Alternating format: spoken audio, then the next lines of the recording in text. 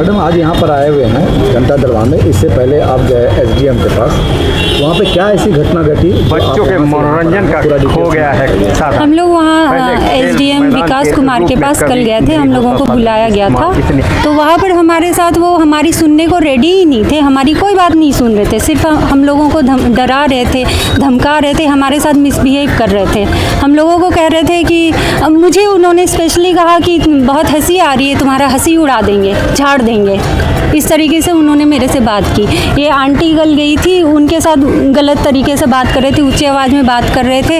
और फिर हमारे पापा को फ़ोन पर उन्होंने धमकाया था कल कि तुमको किसी काम के रहने नहीं देंगे, इस तरीके से उन्होंने धमकाया था। आखिर मामला क्या है, कैसे, क्यों आपको बोला? ये नाला का विषय है, नाला के लिए हो रहा है ये विवाद। पूरा मोहल्ला एक साइड है और एक अकेला इंडिविजुअल आदमी वो नाला बनवाने की कोशिश कर रहा है। नगर आयुक्त के द्वारा, मेयर के द्वारा इनको रोक लगा दिया गया था। जी। एसडीएम साहब यहाँ पर कैसे इन्वॉल्व हुए, क्या हुआ? एसडीएम के पास उन लोगों ने ये राकेश झा ने कंप्लेन दिया था कि जो नाला बनवाना चाहते हैं, और उनके ही बुलाने पर हम लोग कल वहाँ गए थे।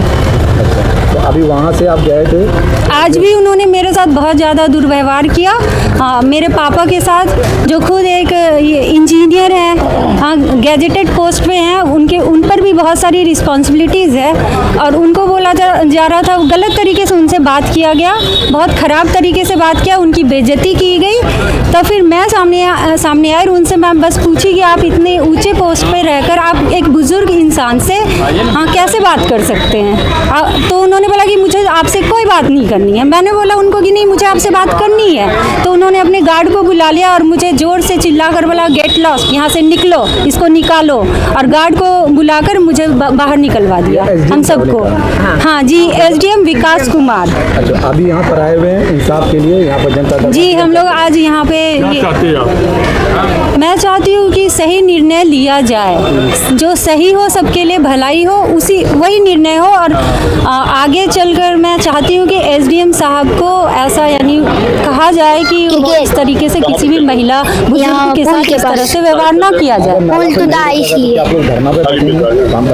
बैठेंगे, नहीं हुआ तो आप लोग बिल्कुल बैठेंगे, क्योंकि उस नाले की वजह से हम लोगों को बहुत ज़्यादा प्रॉब्लम हो सकती है। वहाँ पर पानी फंसेगा, गटर बन जाएगा, तो फिर आने जाने में लोगों को बहुत प्रॉब्लम होगा। मैं कांक्षा सिंह हूँ, दुर्गा बाड़ी में साक्षर।